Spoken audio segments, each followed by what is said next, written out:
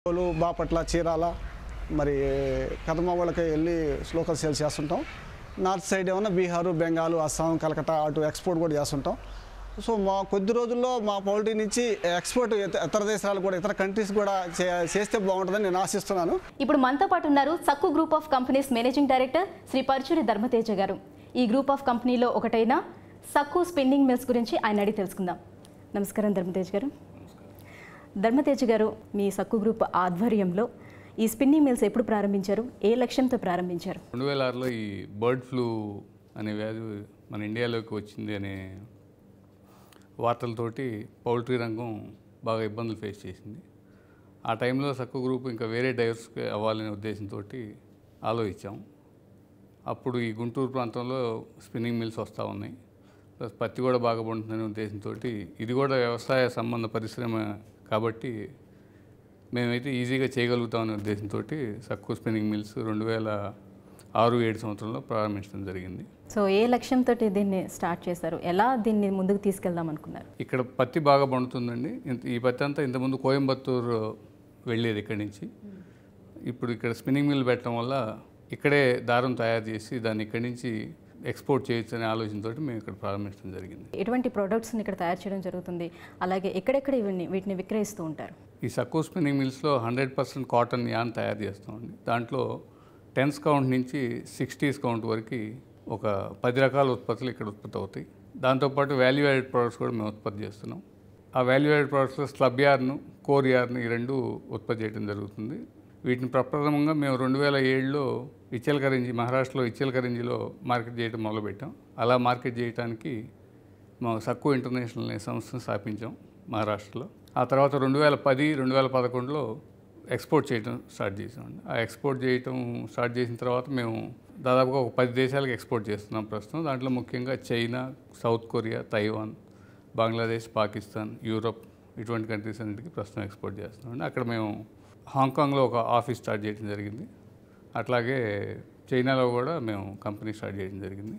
అక్కడ ఉత్పత్తులు మేము అక్కడ విక్రయిస్తున్నాం. అక్కడ బ్రాండ్ నేమ్ బాగా డెవలప్ చేసాం. మీ సక్కు గ్రూప్ ఆఫ్ కంపెనీస్ నుంచి ప్రజలకు నాణ్యమైన ఉత్పత్తులను అందించేందుకు ఎలాంటి విధి విధానాలను అవలంబిస్తున్నారు? ప్రత్యేకంగా పత్తి దూది కొనుగోలు దగ్గర నుంచి, దూదిని స్టాక్ చేయడం దగ్గర నుంచి, దీన్ని ప్రాసెస్ చేసేటప్పుడు తీసుకోవాల్సిన జాగ్రత్తలు ప్రతి స్టెప్లో కూడా క్వాలిటీయే ఇంపార్టెంట్ అనే దాంతో ప్రొడక్షన్ వైజ్గా కానీ, అలాగే ఈ వర్కర్స్కి ట్రైనింగ్ ఇవ్వటం వల్ల కానీ మంచి క్వాలిటీని తీయగలుగుతాం. మాకు 100% క్వాలిటీ కంట్రోల్ చేయడానికి ఉన్న టెక్నాలజీని మా దగ్గర ఉందండి. వ్యవసాయ ఆధారిత పరిశ్రమ.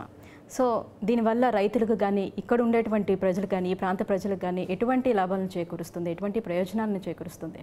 మా రా మెటీరియల్ పత్తి అంటే రైతు పండించే పత్తి కాబట్టి మేము నేరుగా రైతు దగ్గర నుంచి కొనుగోలు చేయడం జరుగుతుంది.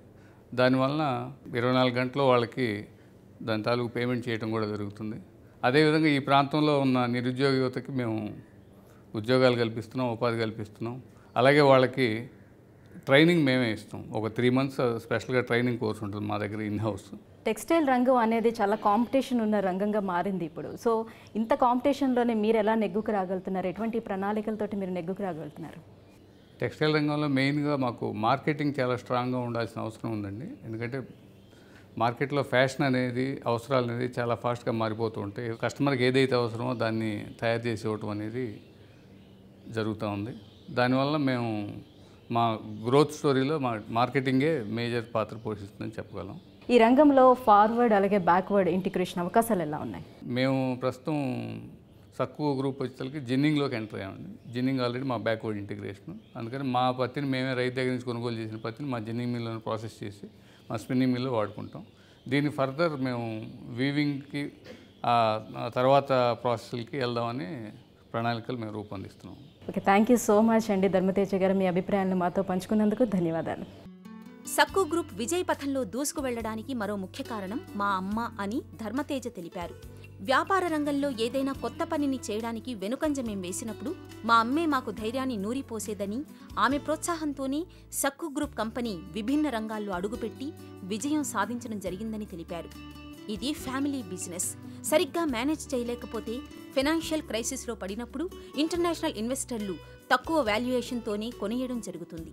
ఇలాంటప్పుడు దశాబ్దాల తరబడి కష్టపడి నిర్మించుకున్న బిజినెస్లు అమ్మేసుకోవాల్సి వస్తుంది.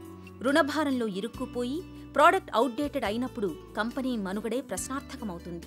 కంపెనీ వాల్యుయేషన్ ఆశించిన స్థాయిలో రాదు.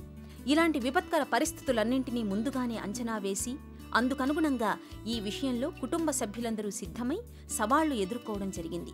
ఈ విషయంలో మనకు సక్కు గ్రూపే ఆదర్శం. భారతదేశంలో ఇవాళ గుడ్లు పెట్టే కోళ్ళు 23 కోట్లు ఉంటాయి. దాని నుంచి మనం రోజుకు 17 కోట్ల దాకా గుడ్లు ప్రొడ్యూస్ చేస్తున్నాం. ఈ 17 కోట్ల కోళ్ళు మన 110 కోట్ల మంది జనాభాకి సుమారుగా సంవత్సరానికి తలసరి ఒక 55-56 గుడ్ల దాకా వస్తున్నాయి. ఇందులో మెయిన్గా సిటీస్లో 300 ఎక్స్ట్రా కన్జ్యూమ్ చేస్తున్నారు. దాదాపు ప్రతిరోజు గుడ్డు తింటున్నారు. పల్లెటూరులో మరీ గ్రామీణ ప్రాంతాల్లో తక్కువగా ఉంది. బాగా 15 గుడ్లు తింటున్నారు సంవత్సరానికి. యావరేజ్ మీద 55-56 గుడ్లు వస్తుంది. అదే జపాన్ లాంటి అభివృద్ధి చెందిన దేశాల్లో 350 గుడ్లు మినిమం తింటారు సంవత్సరానికి. వాళ్ళ దేశీయ యావరేజ్ అది. మన దగ్గర 56 గుడ్లు ఉంది. ఈ 56 గుడ్లకు రావడానికి కూడా మనం ఇవాళ ఇండియాలో పాలతో కానీ బియ్యంతో కానీ కూరగాయలతో కానీ సమానంగా లేకపోతే వాటికంటే తక్కువ ధరలో ఇవాళ మనం గుడ్లు ప్రొడ్యూస్ చేస్తూ ఉన్నారు రైతులు. ప్రపంచంలో కల్లా కూడా ఇవాళ భారతదేశంలో మనకి తక్కువ రేట్లో గుడ్లు దొరుకుతున్నాయి. దీని వెనక పౌల్ట్రీ ఫార్మర్స్ కృషి చాలా ఉంది.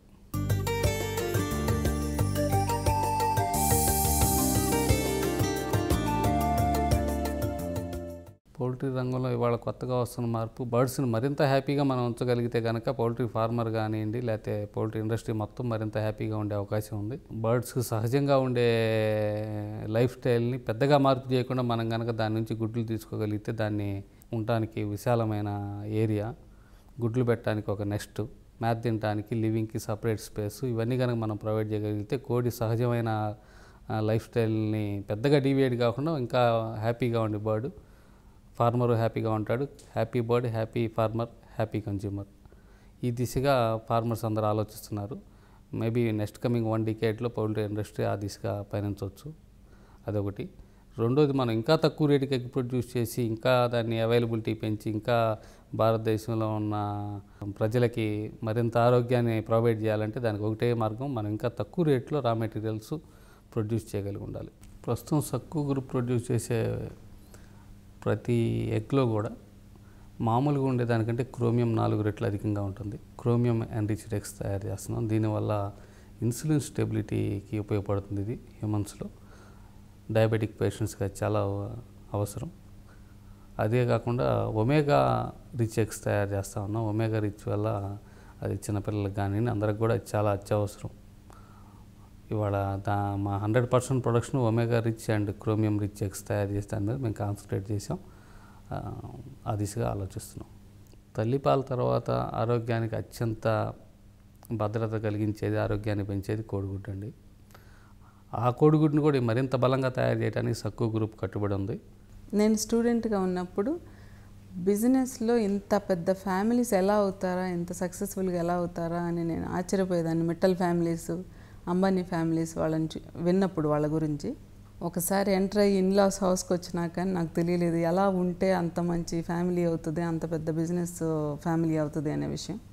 I'm so happy to be in this family and happy to be in the business also, part of the business also. Poultry బిజినెస్లో production of the egg quality ఎంత ఇంపార్టెంటో సేల్స్ ఈక్వల్ ఇంపార్టెంట్ అండి. So మా major task ఏంటంటే sales వచ్చేసి 48 అవర్స్లో fresh egg consumer దగ్గరికి reach అవటం. ఈ టాస్క్లో మేము 100% సక్సెస్ అయ్యామని చెప్పడంలో ఎటువంటి సందేహం లేదండి.